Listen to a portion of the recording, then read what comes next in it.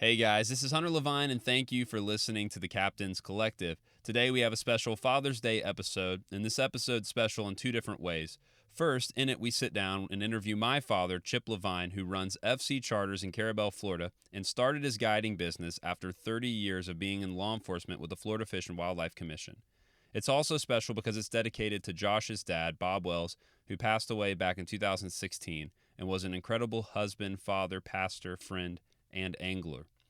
Fair warning, this conversation is a bit emotional as we talk about Bob and the influence that he had in our life and the incredible man that he was.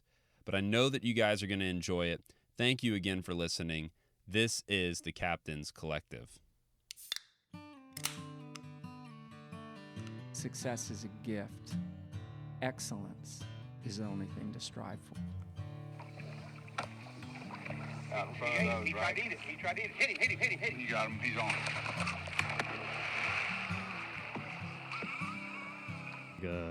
Two butt caps off the rods, filled them with tequila. We took a shot and out we went. There ain't no getting into it after that.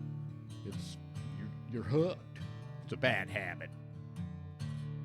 And all the time Flip's he's standing there ready to go for a tarpon. And he turned around, he says, "You talk so much, you're like a senator."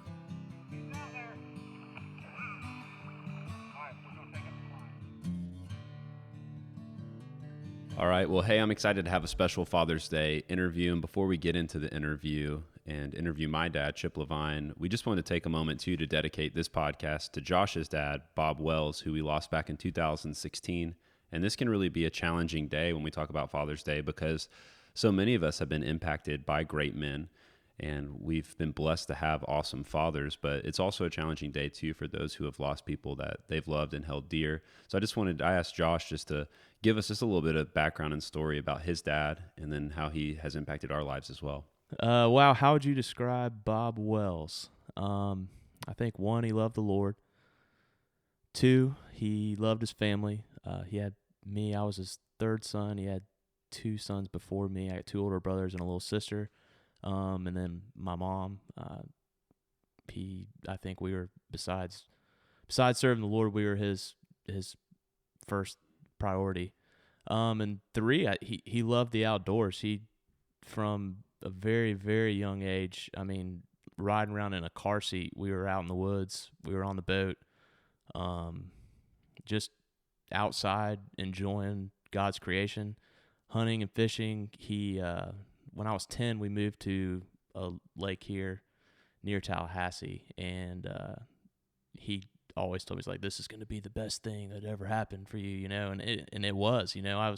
There wasn't a day I wasn't on a boat on the lake fishing or, you know, wakeboarding or skiing or whatever, or, you know, hunting, or there were so many things that he introduced me to, and he gave me the freedom to just go and experience the outdoors in a way that not very many people get a chance to do. I'm very thankful that I had the dad that I had. He's not very many people can say that, I don't think. If there'd be one thing, you know, just in Father's Day in general that I could try to pass on to people, don't take those times for granted. I try to say this without crying. You know, if he wants to go. You know, if you're tired from work or whatever, just don't take that. Just don't take that time with him for granted. Two, take pictures, man. I look back and I have very, very few pictures of just me and my dad fishing or hunting or doing whatever. But not that we weren't doing those things. We just never took the time to take a picture, you know. And I'm not saying you got to post it or whatever on your Facebook or anything like that. Just take it so you have it. So when that loved one is gone, you can look back and remember those times. And man, what you said about Bob, like his love for the Lord, his love for others, his love for the outdoors, man. Everybody who knows Bob, man, that is an affectionate dude right there. But we used to call him Big Bob. You know, he's a big dude, and he's a man's man because he ran a church and he ran a rehab facility and worked with some guys who were in a tough place in life, had to have some hard conversations with people. And he wasn't afraid to be, I mean, he was a man's man. But at the same time, he really loved people well. And that was one of the things that I remember about when you and I became friends back in high school. and we'd run around on the lake or go out and catch bass or try to kill wood ducks or whatever, and I got to spend time around Bob and get to know him, was just how well he loved people and how he was tough and tender, tough enough to do some pretty hard things, say some hard things to you. I remember when we got in one night back in high school, and you had broke one of we used to have these like waterproof flip phones, and Josh had like dropped it in the lake that was over by our house, and Josh had dropped this phone in the lake, and we got home, and the new one had come in the mail, and we got into Josh's house, and it was probably, 9:30 p.m., but Bob was already asleep, and him and his wife, they had kind of like an open floor plan at the lake house. Man. So we came in the kitchen, but the kitchen was connected to their room. And so we come in there, and Josh turned on that phone, and all of a sudden it started this like turn on system, this like power on system, making all these noises and stuff. And I just remember Bob just ripping into Josh, and that was one of those funny things. He woke up at about 4 o'clock or 4:30 the next morning, kind of like he always did, and he was sitting at the table, and I was sleeping on the couch, and he was reading his Bible, and he looked at me and he goes, "I'm sorry you had to hear that. It just had to be done." But Bob was such a fun, affectionate guy, and Austin didn't get the privilege to meet Bob and know him, but my dad and I did, and he really made a huge impact in the lives of everybody he interacted with. And I know he made a huge impact in the life of my dad. I know you wanted to say a few things as well. When you think about Bob Wells, you think about hugs. Bob would just hug you and love you. He's was a great man and had a great influence on my life, somebody you could always go and talk to. And I loved fishing with Bob Wells. And I remember we'd go fish for stripers. It'd be freezing cold, ice on the deck, and we'd be up there pitching for stripers. And he kind of introduced me to that, which was just a blast. And one of my favorite stories about Bob is we were in the dark, nobody was there. We were pitching for stripers way before daylight, and I'm, the water's churning, and I'm trying to keep my balance and throwing these huge jigs, and I hear Bob, and I look at him, and he's laughing, sitting down, laughing in the front of the boat. And I said, "Bob, what in the world are you doing?" And he said, "Man, I can just picture my daddy in heaven saying, 'Rabbit, what you doing fishing with the game warden?'" And that's just a fond memory of one of many with Bob, just a great guy. And we're going to post some photos, put a little bit more information out there, but just as we celebrate Father's Day, it's a great time to go out and grill burgers or go out on the boat with your dad, but also just a great day too to celebrate and to remember all the incredible dads that have passed, and who, one of the coolest things to me has just to see how his legacy has lived on in Josh's life and the life of his sons and daughter. And I'll never forget, I don't think that I've ever been to a funeral where there were just so many people who had been so deeply impacted by one person. I mean, I don't think I've ever seen that. And it is just neat. And not only does all of Bob's kids look a lot like him, which fortunately for the sake of Josh's sister, she looks a little bit more like her mom, but that he continues to live on. And we just, as before we really dove in the podcast, we just want to take a moment to honor Bob and to honor those who have lost their fathers.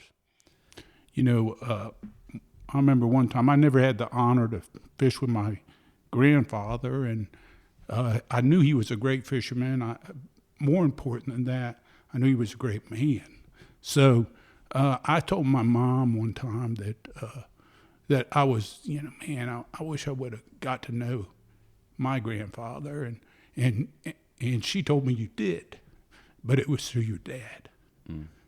And I see that with Josh. Mm-hmm. So, that's the beauty of a legacy and a privilege of knowing a good man and him raising his son right. So, and just with that, as we kind of talk about how he's impacted so many people's life, and walk through with so many people, kind of them just becoming better fathers, better men. He's impacted our lives deeply, but I'd love for you just to tell some of your background and some of your story about how you got into fishing and how you got into guiding. Well, I was raised by great parents. My father was a great man, and I lost him several years ago as well. But grew up on a lake, fished way more than I should, all the time. Tampa. In Tampa. And fished all the time, man. That's what I did. We didn't have, the distractions of today. And every day I'd get home, I'd go fishing, and my mom would be hollering at me to come in and do homework or eat. But had a great childhood and had a few men that invested in me and introduced me to saltwater and other types of fishing. My father, he worked a lot. He had 4 children. I have 3 sisters. And, man, just enjoyed the outdoors, loved it more than anything.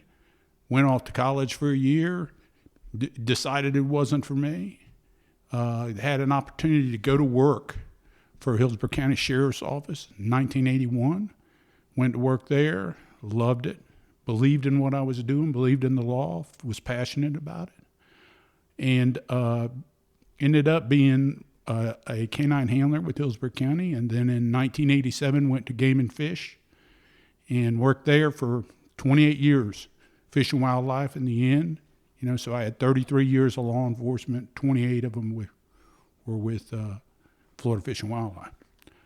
And that's kind of my background. I love the outdoors. I felt like I had a sergeant at Hillsborough County Sheriff's Office when we played canine tracks. We'd let him age, and he talked about Fish and Wildlife didn't have a canine program, and wouldn't it be cool to go there and start something like that? And I had that opportunity to do that, man, and I just loved it. I loved being out there in it.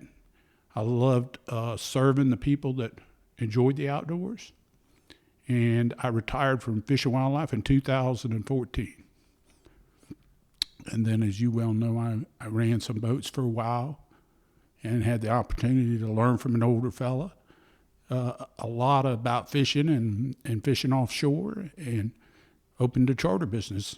Let me back up just a little bit. I was a game warden. I'm going to say it was 1987-ish, 88-ish.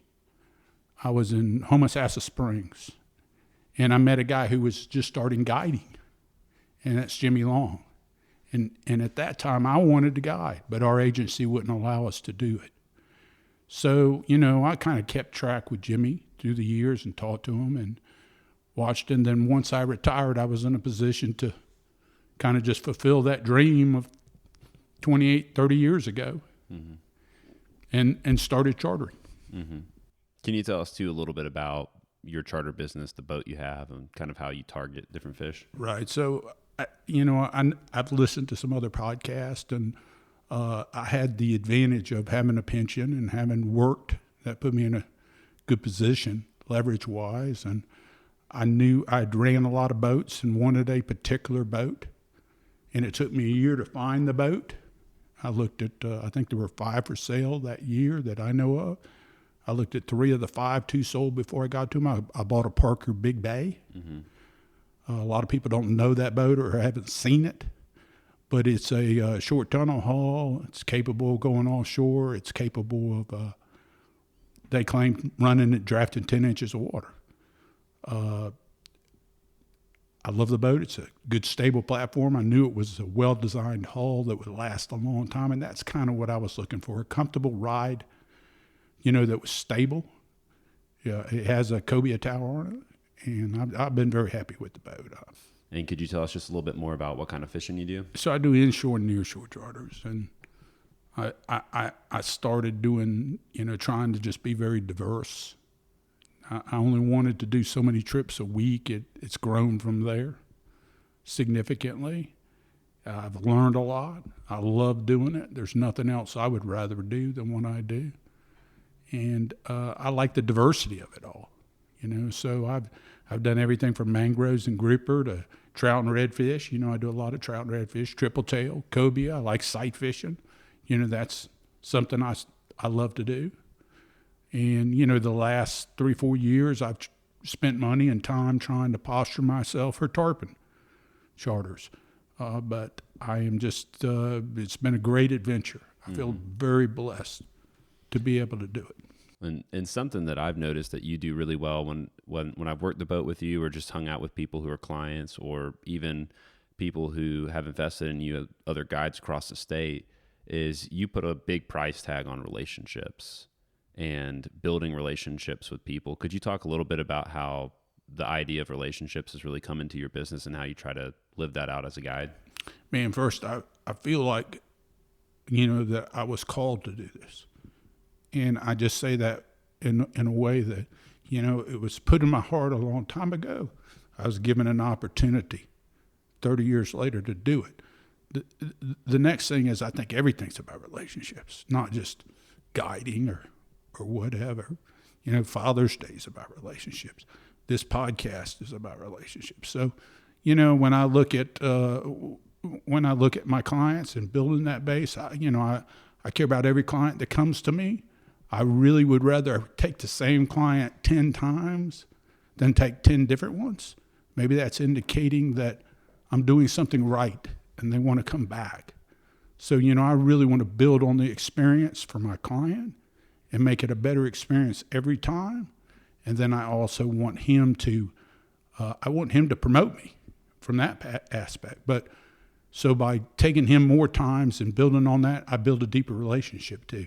And that benefits me. I have some great clients that I've learned a lot from.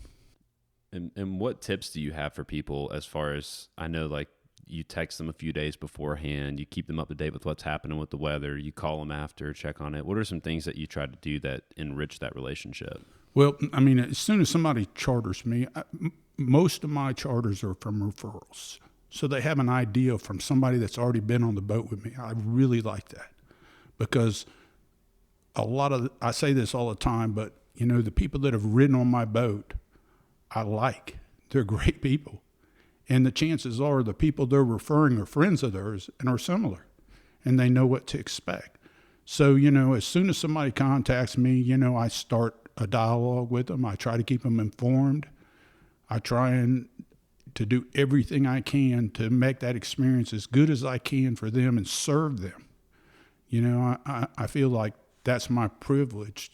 So to serve them and give them a great experience. And then I try to follow up with them. I'm pretty intense. You guys know that. That's pretty, yeah. Understatement. I don't go out with a client that I don't pick their brain about what I can do better, and try and build and learn from that. The other thing is a lot of my clients have gone out with other guides. I always ask them, man, what makes a good guide, or, what makes a great experience? I want a client to come on my boat, feel comfortable, develop a relationship with me, have a great experience, walk away from that experience and want to fish with me again. And then I want that experience to be great enough that they're going to share that with somebody else. So I just really, I think, you look at social media and you look at marketing, you look at all these things. And I know in one of y'all's earlier podcasts, I think it was Bo, that talked about let your clients do your marketing for you. So that's kind of where I'm at. I really try and invest in that client and really try and develop my product to the point where it has great value to that client and that client wants to share that. Yeah, and along the lines of Father's Day, I know you tell us quite frequently, and I'd like you to share a little bit about it on the podcast. What is your favorite type of client? Man, just hands down, I love taking fathers and sons. And I've been fortunate to have some clients that are 3 generations, because whenever I'm on a boat with a father and a son, it makes me recognize too, first, that father has provided that opportunity or that son has provided that opportunity for his father. The second thing is I don't get to do that with my father, but it brings back fond memories. It makes me appreciate when I can fish with you guys and with Hunter. It means a lot to me to be able to do that. So that's just a special experience, when a family will include you in that, you can provide that opportunity. I think that's a very precious experience to be able to go through. I think, too, that one of my favorite clients, too, is a person that appreciates the amount of work that goes into it.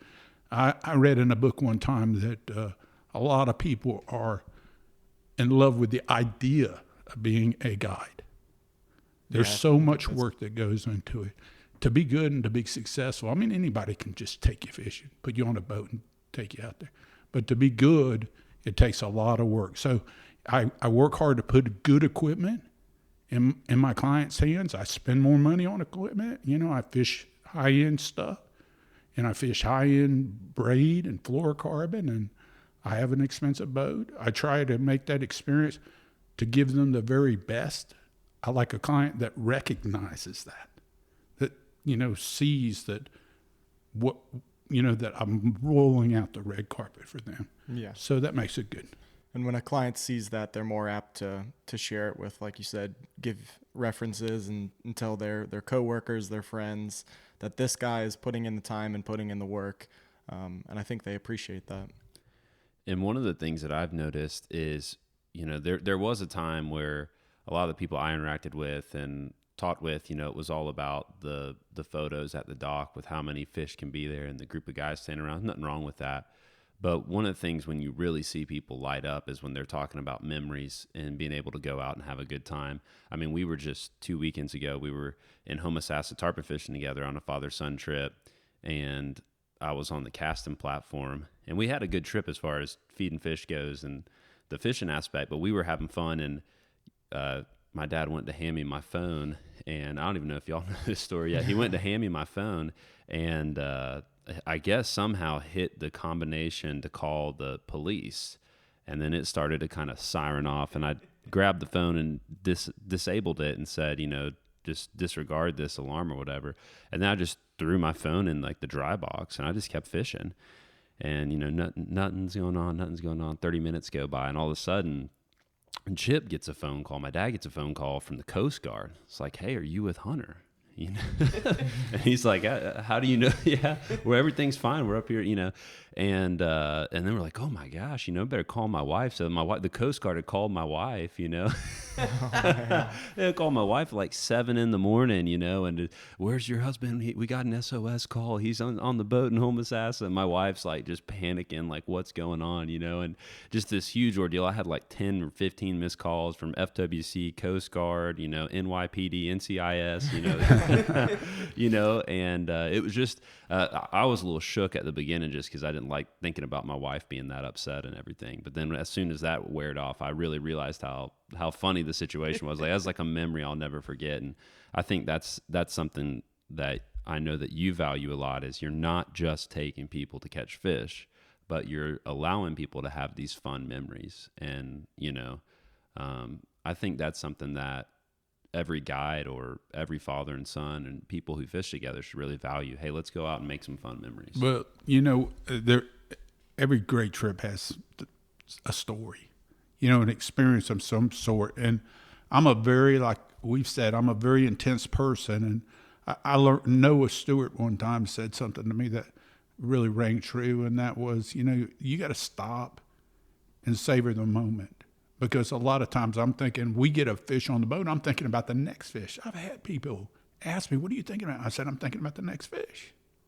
And you got to slow down and look at that fish. And to me, you know, it might not be the greatest fish, but to that person at that moment, it's the greatest fish. Mm-hmm. So, you know, I think capitalizing on those experiences, really slowing down and living in the moment, I mean, that's what it's about. They're out there. It's a great experience. I think, I don't always think it's about the fishing either. Sometimes it's, or the experience. And I love to catch fish more than anybody. And you asked me not long ago, I think on that trip, what's your idea of a dream trip? And used to be my idea of a dream trip was a place or a species. Now it's about a person, who you fish with. So I think that goes back to what we talk about. You know, it's a great trip with Hunter, you know, got to spend time. You know, we've been to the mountains together and fished and got those times together. Josh and I have been in duck blinds and fished. We've been to Homosassa together. But it's about the experience. And I think catching your client there and getting them to appreciate that they're there, man, it's when it comes down to relationships and chartering, it's not about the fishing. It's about that relationship and that experience, I think.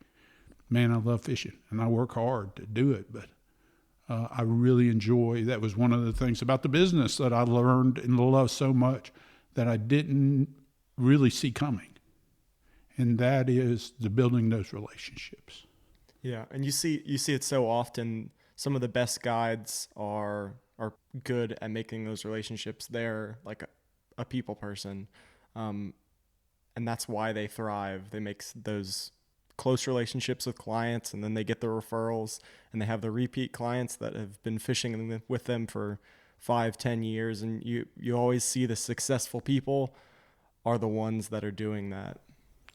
Yeah, I think that what's been said on this podcast several times, I don't think it can be said enough, that they come to fish with you to catch fish the first time. The second time it should be to fish with you. And then, then you want them telling their friends, man, you need to fish with this guy. And, I do a lot to try to be successful. I track tides, I keep logs, I fish a lot, and I work hard. But, sometimes those fish aren't going to cooperate. You do everything you can to try to make it right. But that doesn't mean that experience can't be great. And, that they can't go away with something of value. Mm-hmm. Well, and I know that's something that you've picked up and learned a lot the past few years, but transitioning from FWC, where you're working law enforcement, so lots of experience on a boat, lots of experience really interacting with people, but not necessarily in the best moments of their life as an FWC officer. Definitely some stories, but not necessarily the best moments. But, you go and you start your business. What are some things that you've learned about fishing and then also about guiding? But I'd like you to do both, like fishing and guiding, from the past few years of starting FC Charters. Man, when you talk about fishing, gosh, I fished my whole life. I really have. When I decided that I wanted to first Mr. Cecil, when I got on a big boat and got to spend some time with somebody that's fished a lot, that has a lot of knowledge about deep dropping, who's fished all over, who had a big boat, and I had a chance to get on there and run that boat and spend time with that man. I learned a tremendous amount from him spending that time, but that was an investment in my time. I could have been making money somewhere else. I could have been doing, but I invested my time in order to try to get better at that and to get my captain's license and to get everything in a row and to get my mind right. So, fishing, I've learned to be willing to learn and to listen. When we decided, we're going to look at this tarpon. I've got clients that want to catch tarpon. And I wanted to try to get better at that. I spent money driving to get in a boat. When I started to charter, I called, a dozen people that I knew that were captains and tried to get them to help me some. That's a hard thing to do because there's very few people that will help what they consider to be a competitor. But, there were half a dozen that jumped out and said, man, I'll answer your questions. I'll come ride with me, get on my boat. I'll show you how we do it here, and I'll come up and get on your boat. And, Jimmy Long was one, Jim Ferrier, Phil Chapman. I'm leaving a few people out, I'm sure, Richard Miller. Those guys spent some time with me and invested in me. So I had to be willing to learn, willing to spend my time and energy to get there. And I think I learned that through my time with the commission. Whenever you wanted to get a promotion or you wanted to be learned, everything costs something, your time mainly, to try to get better at it. With people, as far as the charter business, man, it's all about people.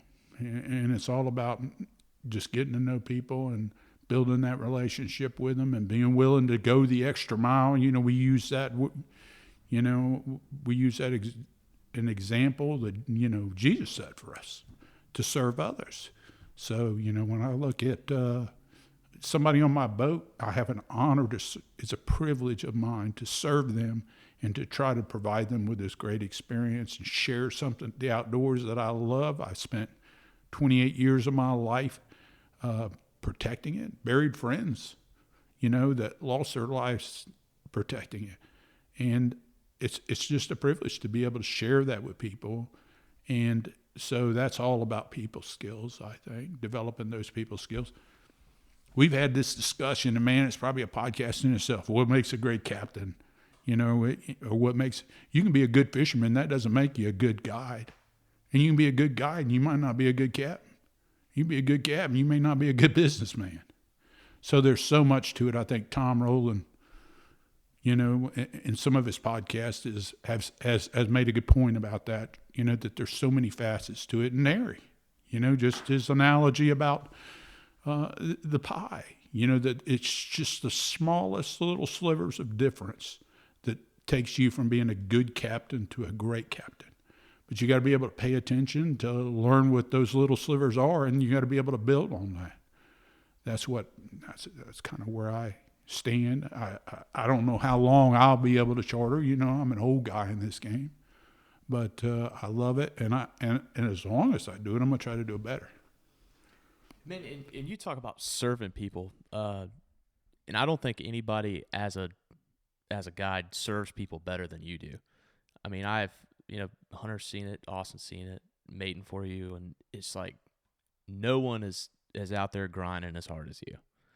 People might not notice it, people might not, think about it, or it may never cross their minds, but we've had a couple days, we've had clients, and it's just like, oh my gosh, the fish aren't biting anywhere, we can't find them, and you just grind it and grind it and grind it, and then finally, hit a hole and scratch out a limit, and it turns that bad day into a great. Can you talk about just the importance of being able to just stay on that grind on a tough day? I mean, it happens more often than you think. Man, I think, yeah. And there are days we can remember that it just falls together. Mm-hmm. It's just crazy. Yep. But, a lot of times you're waiting on a tide or you're waiting on a change. But time on the water tells you that at some point those fish are going to be chewing. And you want to be where they're going to be chewing. I've come to know it's not about the where. It's more about the when. Mm-hmm. And if you're running when the wind's happening, when they go to chewing, if you're still running around like a chicken with your head cut off, you're going to miss the bite. And it only takes a bite, man. The other day we put 22 fish in the boat in less than, a half an hour. And they were all large fish. But, it only takes one hole. It only takes one fish to make a trip incredible. So, my plan to go out there and I kind of got this from Jimmy. You have a plan A, and plan A slaps you in the face. That's obvious. Plan B, C, and D. Those are those backup plans. And then, what factors in those plans? What's biting? What's been doing well? What's the tide doing? What's the sun doing? How the water movement is. All those factors. And man, just 9 times, 95% of the time, you're going to put together a good box, a great day, if you just grind. And I think that those people on those boats, they recognize how hard you work. And that's what I want. We've always said, and I've heard other guys say this, but, there are a lot of good fishing guys out there. And there are a lot of guys that have fished these waters longer than we have. But we won't be outworked. When we see it's right, we catch our bait before our clients get on our boat. We're going to stay longer. We're going to fish longer if we have to. And we're going to just try and create that ultimate experience for them. And I think that that's really the difference, and what's the extra mile? We're given the biblical example of going the extra mile. And what's the extra mile that we're going to do for our clients to try and make that day, a great day? And God I feel, has blessed us for that. One of the things that I think you do really well too, being on the boat with you, and I've noticed this with a couple other guides as well, is like as you're making decisions and moving and going from plan A to plan B, and every once in a while plan A comes together and it's pretty awesome. A lot. But, you're moving from, plan A to plan B to plan C, and you're making all these moves.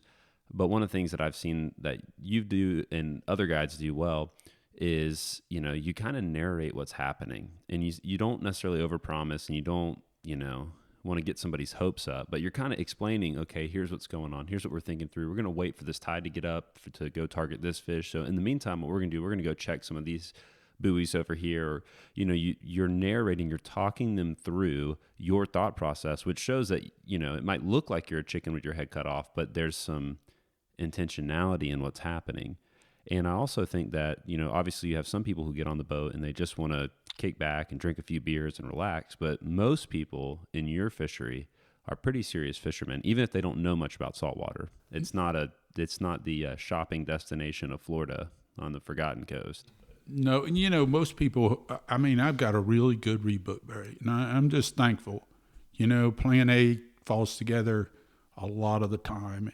And those people come back and they appreciate that well, I think that whole experience, from the time they get on the boat, I see where I can improve on, when I listen to the Eugene's podcast, where he talks about the history, where it becomes more educational, not more educational, but not to take away from the fishing and why they're there, but they learn something. So, I can see areas where I can improve there, but, keeping them informed. I really, a compliment to me is if when you get off that boat, you've learned something, you could go do it yourself. And I'll let God decide, my next customer. If you learn when you get off that boat and you go away from that experience, learning, I feel like I've done something. And really I put a lot of thought into it. Why do I use a Stratic reel? I'm not sponsored by Shimano. I don't have any kind of sponsorship like that. Why do I use the line I use? Why did I choose the poundage? I'm a very intense guy, a lot of thought into it. Why am I using fluorocarbon? Why do I use the knots I use? Can I help you? A lot of times I follow up the charter with links to net knots so that they can learn to tie the knots in the future. They have a problem. You don't normally tie a knot on my boat, but when you tell me that you fish swivels because you don't know how to do a line-to-line knot, that's a simple thing to fix. So I think this whole opportunity when somebody calls you, and they may not even book you, but you have an opportunity to serve them on that phone to the time that they do book you and fish with you. And then after they leave, is that it? Are you going to build on that? Are you going to teach them something or show them? Are you going to pick something up during that charter that you can follow up with, whether it's just how to tie a knot or a recipe for cooking the fish they caught that day? It's just a great opportunity with lots of room to get as good as you can get and to shine. Or you can just take somebody fishing. I don't choose the latter.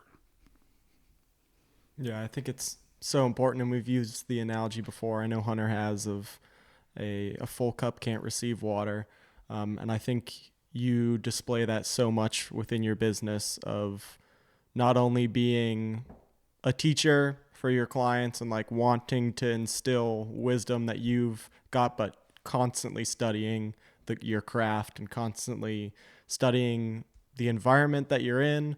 And that's something that I've taken away when I first met you. That was like one of the first things you said to me is the day you stop learning is the day you'll be unemployed. Yeah. And really, how many guys sit behind a desk and hate their job, and that you get to do something that you're passionate about or that you love and you believe in. My whole career, I've done something. I believed in the law. I believed in law enforcement. And then to get to do something that I wanted to do earlier in my life, that's a privilege, but there's so much learning. When I look, man, some of these guys today, they're so far ahead of the game. We didn't have YouTube. You have so many resources. You kind of, Hunter, turned me on to podcasts. I never listened to a podcast till years ago. Now I listen to them religiously. I'd rather, in bed, going back and forth to the boat ramp rigging, I'm not watching TV. I'm trying to learn something. And, I same way with reading books. This year it was tarpon.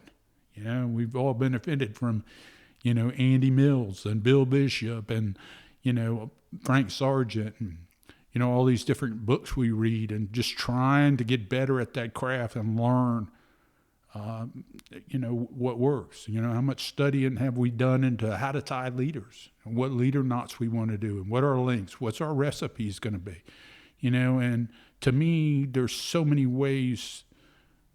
I really like something that Tom said in his podcast with y'all about the guy I like the diversity, the guy that can do it all different ways with, artificials, with lives, with fly.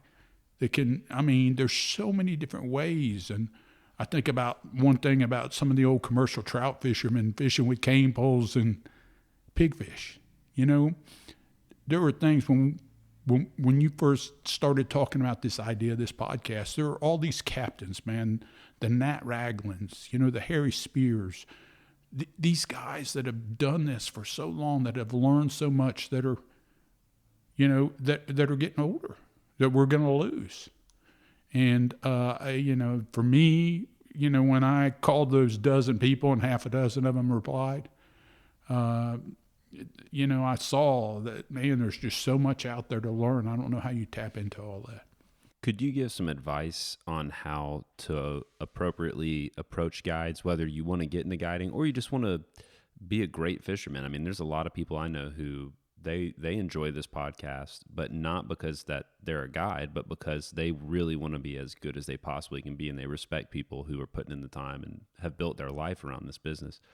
What are some steps or some advice that you give to somebody to help them start to establish some relationships with guides? Man, and I've said this to you guys, and that is, there's no excuse. You have these opportunities with YouTube and podcasts to get as good as you can. The books that are out there and the materials are out there, so that you don't have what where we used to have. Then I would say, and I've said this about the full glass, and that is, be willing to learn. Be humble and try to side up to somebody and spend some time. Be willing to give your time. That might be mating on a boat. That might be helping a guy when he needs help wiring or cleaning fish. It's just, he's got a lot of knowledge and know-how, and just to be able to spend time with some of these individuals, you're gonna learn. If your eyes are open and your ears are open, you're gonna learn when you're around some of these guys. And man, I think there's so many resources out there now. Time on the water, can't say that enough. Storm comes through, I got charters, coming up. I'm worried because I hadn't been on the water for a couple of days, and I'm trying to track fish and bites and bait and different things like that. So that time on that water is critical. But when you built a relationship, and that's what this is about, relationships with a guide, you can say, hey man, what would you be thinking, man? I don't know, what to do here, what direction. When you build those relationships, guys will share with you, and you have to be willing to share with them as well. Guys are funny about their spots. I understand that. I really do.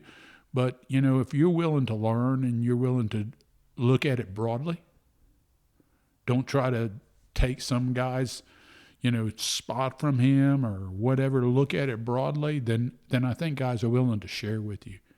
But all the time, you can read the books, and there's lots of them and great materials, and you can listen to the podcast, and I listen to them and love them. And you can look at YouTube, and you can learn all this stuff, but it doesn't replace. You have to augment that with time on the water. Mm-hmm. So whether sometimes it's in somebody, you can be smart about that.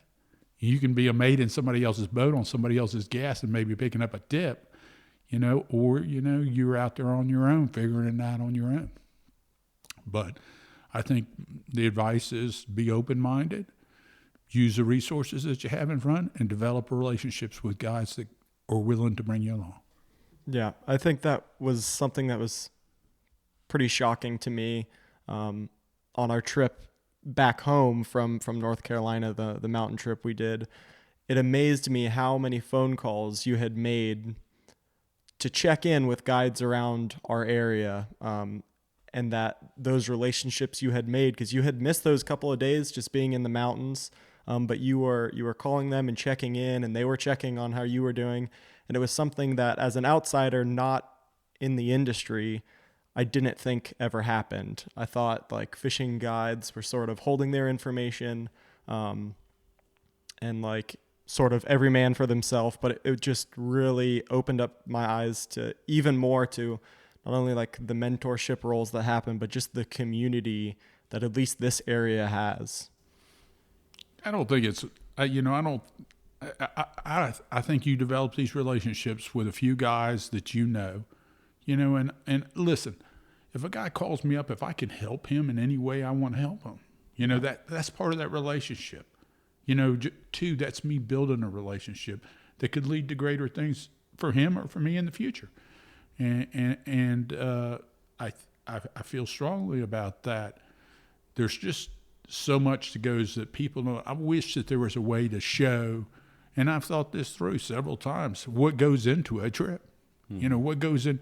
You think that it's just get on a boat and go fishing, and it hasn't. It's been weeks of fishing. It's been following tides. It's been, as soon as somebody books with me, the first thing I do is I capture moon phases. A lot of times I get asked, what day should I book? What's the best tide in this month? And some of my clients do that almost a year in advance. So I got to, track everything. There's only one new moon and one full moon a month, basically. So, that impacts tides. So, as soon as somebody books, I'm capturing tides, major feeds, moon, solar, and I put it in Evernote. I look back based on those dates and those tides because I can search Evernote and get an idea. Well, that might be months in advance, but I go and think about that the whole time, and it's a hard thing to try to keep up with. And I understand why fishing logs, they fall to the wayside sometimes. And I guess guys that have done it so long too just got a feel for it. But I'm keeping up with charters that are way in advance, and that's my first step to giving my client the best experience. I've already invested time, and I'm thinking about what I've done, what the tides are doing that day, and what I've done in the past on those days.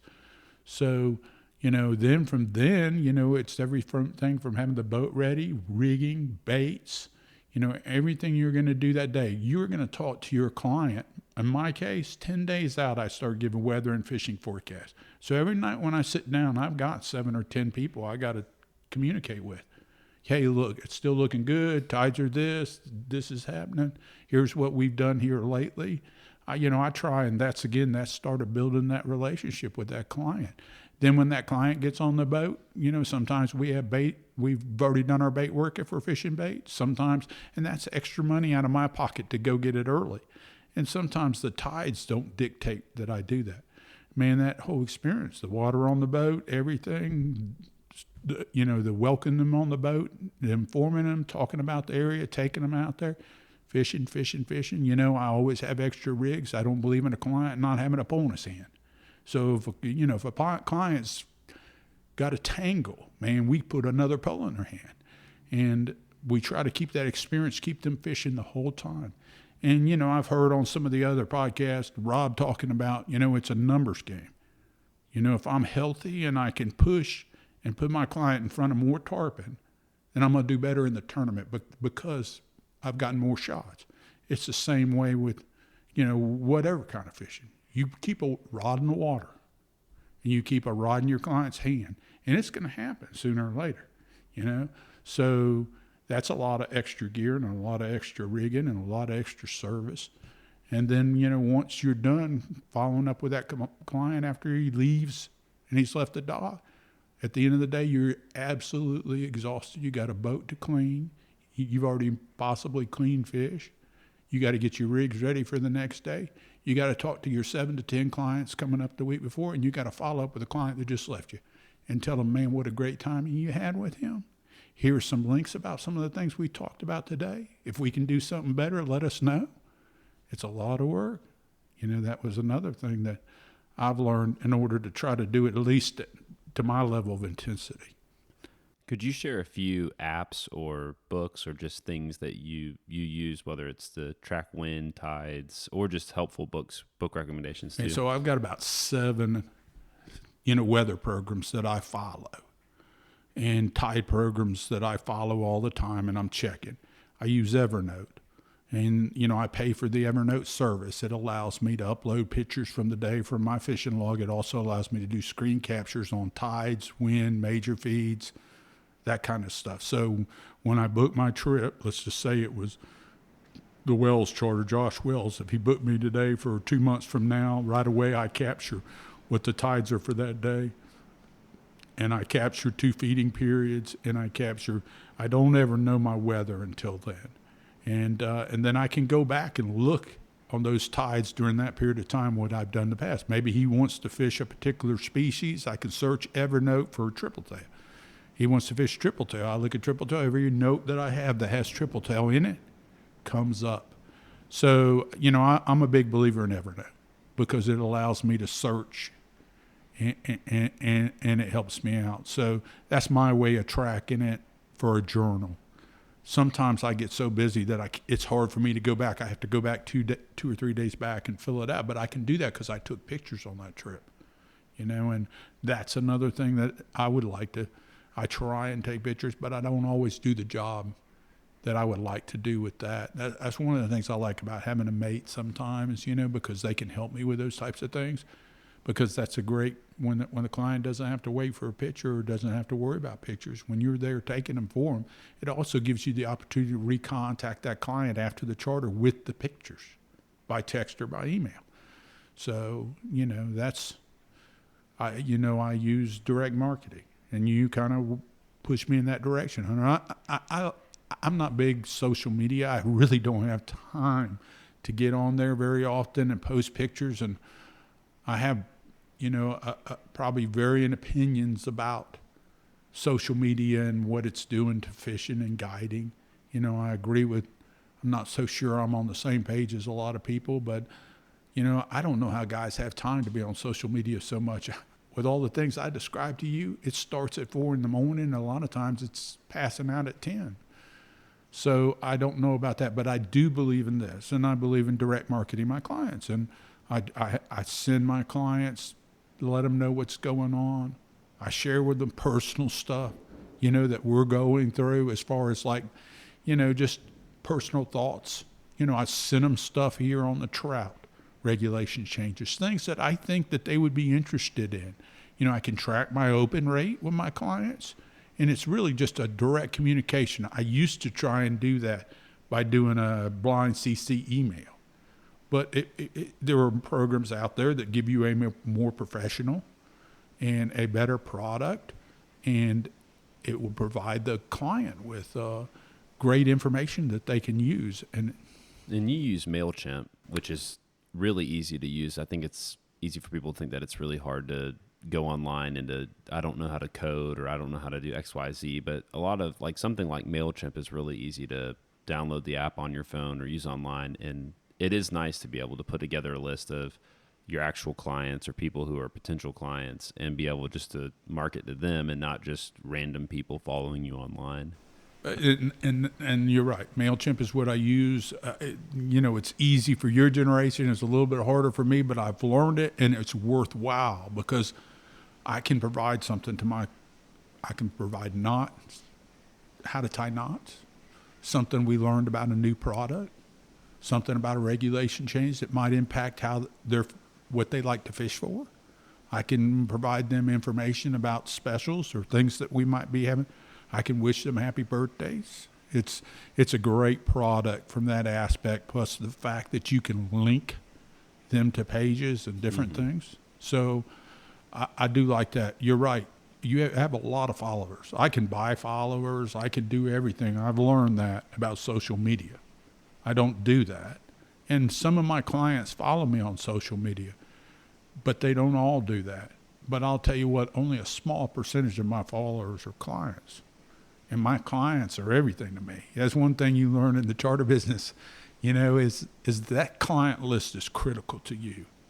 And, you want to stay in contact with them. You don't want to wait on them necessarily to call you. And you want to make them aware of opportunities, things you see out there, and try to use it to serve them in other ways. And to me, that client list is everything. Just to kind of turn the conversation a little bit, and just kind of keep on this theme of relationships, since it's the Father's Day podcast, something that as you've transitioned into guiding, it can be hard to try to balance family life and trying to balance relationships with your kids or with your spouse or with friends. And something that, Bob's impact on you, Bob Wells' impact on you is so big that I could see it from my seat, because I spent my whole life growing up hunting and fishing with you. And everything from, Tennessee deer trips to, when I was younger, it wasn't a Parker Big Bay with Shimano Stratics, and it was going to a pier somewhere and fishing off a pier because we didn't have much money because mom was in college or whatever that might be. It wasn't always the nice gear, the nice boat, the being able to do it every day type thing. But, Bob made a huge impact on your life as far as, how our relationship, father-son, relationship with mom. And then at the same time, you went into guiding where, truthfully, it can be a valley of dry bones for people's relationships, whether with their son, whether with their spouse, etc.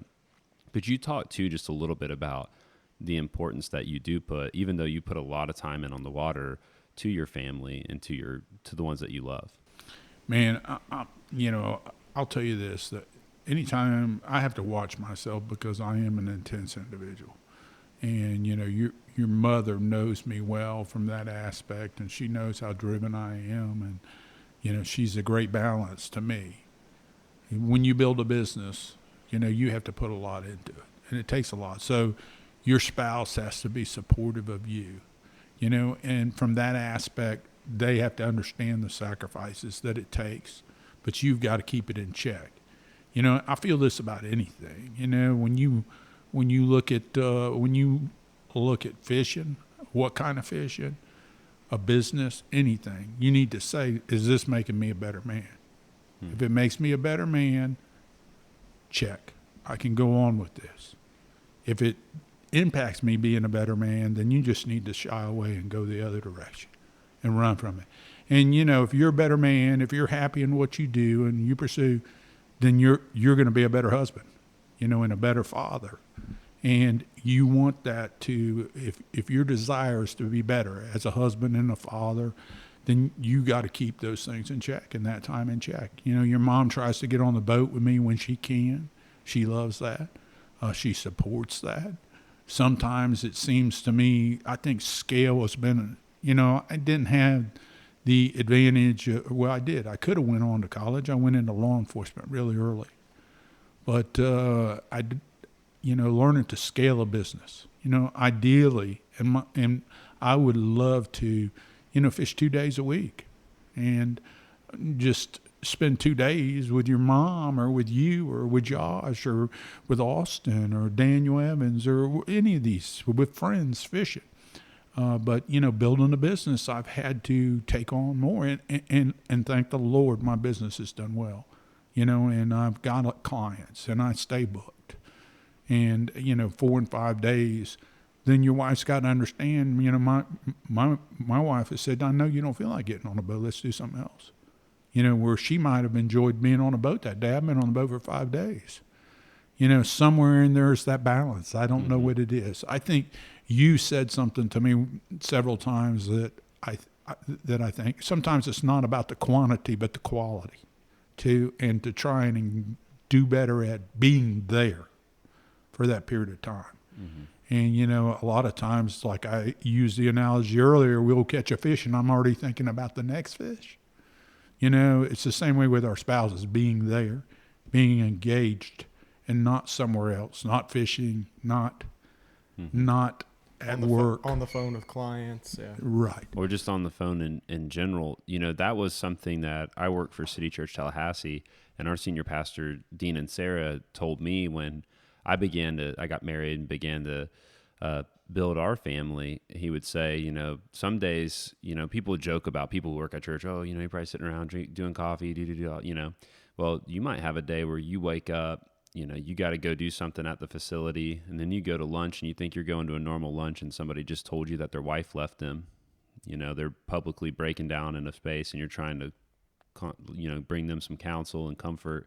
And then you leave from that and you go to a coffee meeting where somebody's got all these ideas about how we could better do X, Y, Z. And so now you've just gone from a counseling situation to somebody giving you feedback about how to do something fun. But, you know, you're just running around. There's just a million things going on.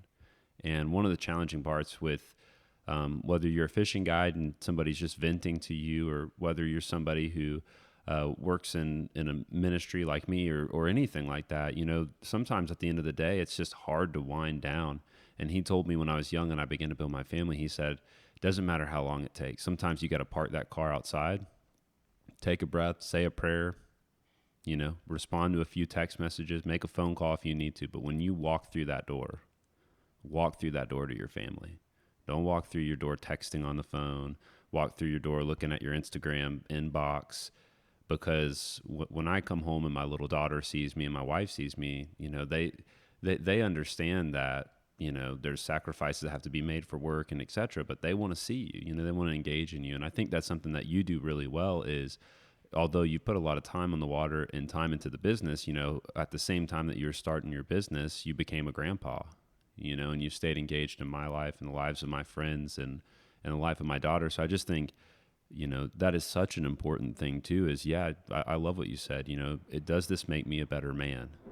Because the reason that, you know, I remember, just to bring it back to Bob, you know, I remember leaving Bob's funeral and, you know, I was spending the day with Josh and his wife, but I remember talking to my wife and I said, man, I just hope that there are people on this earth that feel about me one day what I feel about Bob. Not because he caught a lot of fish. He did catch a lot of fish. And, you know, I'd fished Lake Talcott where Josh grew up a bunch of times. It could never figure anything out. And then Bob, you know, me, Josh, and Bob went out one time. And I'm not going to tell you what we did on that lake, but I'll tell you that we caught some fish really fast, really easy. And you know, he was a great fisherman, but people didn't show up to that, you know, because he was a good fisherman. They showed up to that because he was a great man. And, you know, I think that if you live your life with the end in mind, realizing that you have the opportunity to impact people, and you'll make decisions today a lot different if you live with the end in mind. And I think this too, when I think about, you know, Bob, let's just put it, I love to fish more than anybody, just as much as anybody, but it's just fishing. And, you know, I love the species of fish, but they're just fish. You know, we're relational. And I think that's the important thing. Be a person that, and that's what Bob was. He was a man that you could go to and talk to about anything. Mm-hmm. And he loved you. So, you know, I think when you just think about your family, you know, is this going to, you know, it's just fishing, it's just guiding, it's just a job, it's about relationships. And I don't mean to downplay it, you know, because I spend a lot of time fishing. But when I look at fishing and when I look at my job, it's more about the relationship with the client. And this opportunity to serve them and to provide them an opportunity to see something I love in an environment that I love. But more, it's about that relationship. Mm-hmm. And I would rather be, you know, the person, the guide that they need for whatever, than to be a great fisherman. Mm-hmm. But I think that that's important. I think in our life as we go up, when we look at our jobs, does this make us a better man? You know, and if it doesn't, we're wasting our time on some of that stuff. And we waste our time on things. And one of the things, too, that and I'll let Josh chime in on this, but I love about Bob's story was the Bob that I knew is not the Bob that always was. And he's very open about his testimony. But there was a point with Josh's older siblings and Josh's mom, and I think you were a baby at the time, but he was passed out in the front yard after a binge of a night. Binger, yeah. And your mom, who's one of my mom's best friends, Laura, said something along the lines of, if you don't change your life right now, we won't be in it, right? Yep. And he ended up coming to know Christ and becoming a pastor and running a drug and rehab center called Christtown. And I mean, it's never too late though. And that's something that's been really neat with even thinking about Bob's story is, you know, sometimes people look at guys like Bob who just, man, he just loved Laura so well. He just, such a great guy, so kind and generous to all of Josh's friends, all of Jackie Lee's friends. And it's easy just to think, you know, that guy's probably just had the easiest life, probably never messed up, made mistakes, you know, he doesn't know what I've gone through or etc. But that wasn't the case. I mean, you know, Bob fought to be back in his family's life. And I think that's a great reminder too, as we talk about this, that we all have shortcomings. But when you talk about trying to build relationships and do what you can to be a great man, it's never too late to start. You know, it's never too late to start. Hey, we can go ahead and transition into some fun rapid fire questions if you'd be down. I'm all right. Let's do it. All right. What has been the most helpful thing transitioning from FWC that you learned in FWC to being a good fisherman today? Well, I think patience. You know, I think that things come together. You just trust this process. You develop the process, make it better, and then trust it. So, you know, I think patience that the process is going to pay off. What's the biggest mistake that you made in the first few years of guiding? Man, that's a great question. There's several of them that I've made, but I've learned from every one of them. You know, I think scale. You know, it's hard to decide. You know, you think in your mind how things are going to go. You know, when you grow a business, and I worked for 33 years for. Like it scaled too fast. Yes. You know, and where, you know, some days I might want to be fishing for a certain species. It's a beautiful day, but my client wants to be fishing this other one. So you've got to decide, you know, is this about me or is it about the client? You know, how much am I going to do? Sometimes you're out there and it's a beautiful day and you're on a bunch of chicken mai, and then you got to go run to the beeline. You're never going to let the mai go. And you weren't allowed to have a fly rod on the boat. Just for context, Josh and I got on the boat with Chip one time with some people, and the one time I haven't had a fly rod on the boat, that's not an exaggeration. I've been sneaking fly rods on boats. That people, I mean, since we've owned one, I've been watching Netflix documentaries about drug cartels. I mean, I know how to sneak a fly rod on a boat. And the one time Josh and we even talked about it that morning. We're like, should we do it? Should we do it? Should we do it? We didn't do it. We get out there, and there is a 8-foot diameter island of buoys in the middle of nowhere on a snapper trip. And they all have the ropes still on them, but cut off. It was like the weirdest buoy situation I've seen. And man, there must have been hundreds and hundreds and hundreds of chicken mai on them, and we didn't have our fly rod. But we caught some. We did catch some, and then we were off to the beeliner hole. And me and Josh forever joke about the beeliner hole. In 30 seconds, defend the meat hunter. Defend the meat hunter. Hey, man, I got to tell you, I got to give it to the guy that's going out there to put food on his family's table rather than feed his ego. No, I got to take that back, man. First, I got to tell you, man, 28 years in the resource protection business. If the resource can support it, you know, I think it's a great thing. Every time we go on the water, every time we leave this house, even in this house, we have impacts on, you know, our ecosystem, on the resource. And if you go out there and you're going to, you know, harvest something that can sustain, that can be harvested, and you're going to eat it, I'm all about that, you know, as opposed to paying somebody else to go out and get it later and ship it and freeze it. And we're there. We can catch it. You're going to eat it. I'm all about that. We just ate sushi today, guys. Oh, yeah. Somebody else caught that, froze it. I'd rather have been something we caught this morning. Well, Austin ate tofu. Just kidding. What's your favorite species in this area? I think I know it. It's a tough one. I love to hunt triple tail. I Yeah. love to There hunt it is. cobia. I like tarpon too, but I have limitations there. But I also, man, you can't beat a redfish bite and mangroves when they chum to the top, or the dig of a big grouper. Man, that's a tough call. But You I like alluded sight it. fishing. You alluded You to like the question. using that What's tower. what's the fish?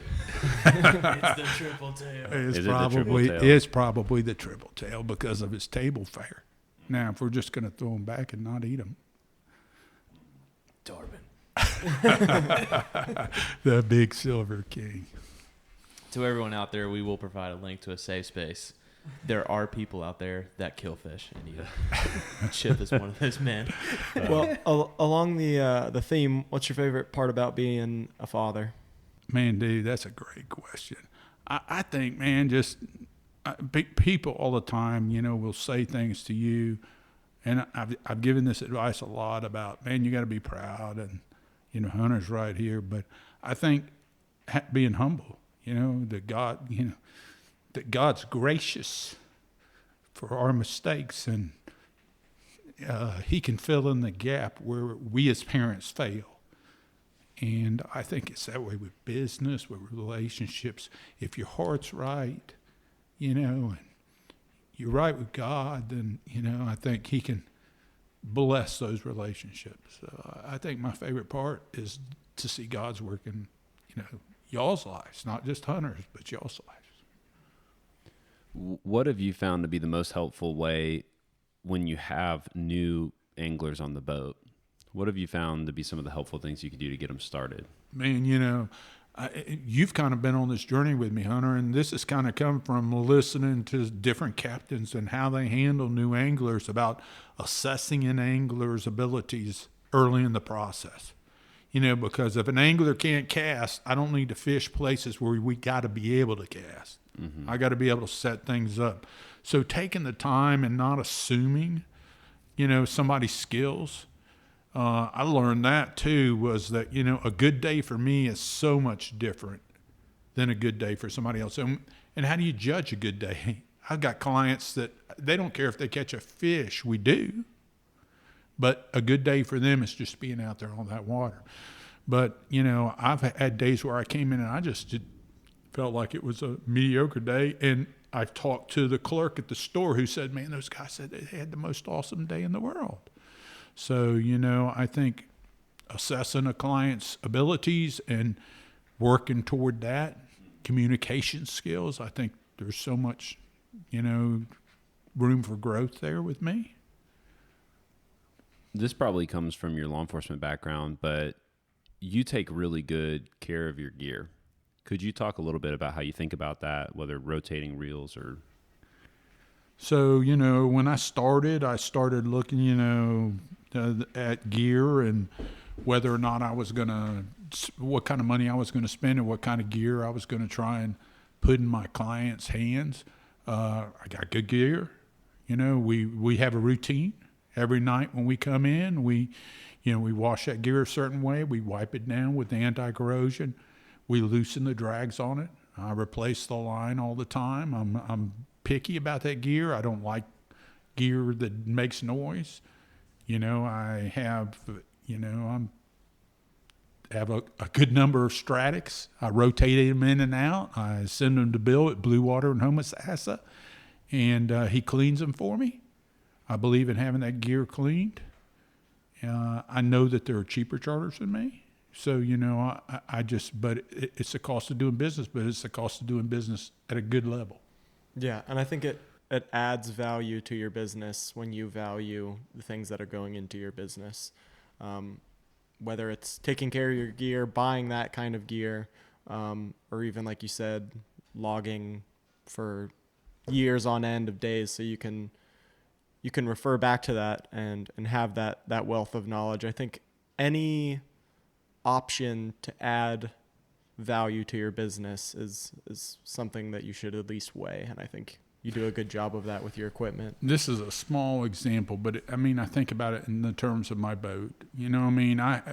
A boat's not, one thing you don't ever not have on a boat is a 5-gallon bucket. So to me, I buy that bucket because I want that bucket to be white. Now I could save that $3 or $4, and my clients would see a Porter Williams paint bucket in the back, or a grease bucket in the back, or whatever, a drywall bucket in the back. I don't want my clients to think. I want them to think about the quality of this trip from the time they get on, from my first contact with them to my follow-up. I want them to know that, I wanted to provide them with the best equipment, the best quality, and that's kind of where I'm at. One time, and I remember early, I've told this story, you guys have probably heard it, but, I've thought about it from a business perspective, and that is, your mom and I were on vacation, and I was just a poor game warden. We didn't have much. We saved a little bit of money. We went on vacation. Went down and stayed at the beach down around Captive Island, and there was a restaurant there. We asked some people that had some money we were going to treat ourselves to something special. So we came and we went to this restaurant, and it was called the Bubble Room. So I know it's still there. I don't know it's the same quality. I've not been there, but it always impressed on me that I called them to make a reservation, and I couldn't get a reservation. They told me we open at 5 and you come stand in line. So we went there and we stood in line. In front of me was a guy that had a yacht, and behind me was a guy that had a yacht. And I'm thinking, what in the world have I got into?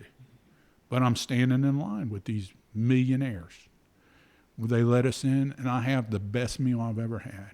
The service was impeccable. And I'll never forget that I over-tipped that meal, because in my mind, this experience was that great.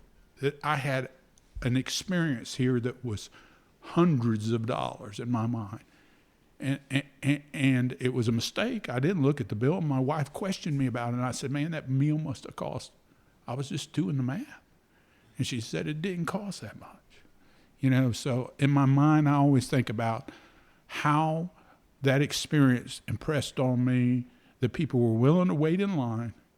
You had this great service, and in your mind, you had got something of great value. And that's kind of how I look at my business. I look at it as I want that. I want people I'd rather have some exclusivity. I'd rather have people, I'd rather provide a great service. And there's nothing wrong with any other service. I'm not saying that, but that's kind of the direction I wanted to go with my business. If you could have anything on a billboard, what would it be? Get right with God. What would be your biggest word of advice to young anglers and younger guides? I think learn and invest in your clients. Anything else as we wrap up that you want to throw in or say? I'm good. Man, it's been emotional. I know. You're the most emotional one yet. Yeah, it's Big Bob. We all loved him. Yeah. And, my father. And I like to think we'll get to fish together again one day. Well, thanks for taking time to have us Raised on. one hell of a man, too. Thanks for taking the time today. All right, buddy. Thanks, Big Chip. I'll see you. Love you.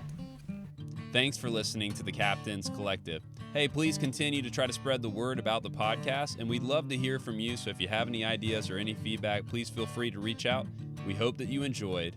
This is the Captain's Collective.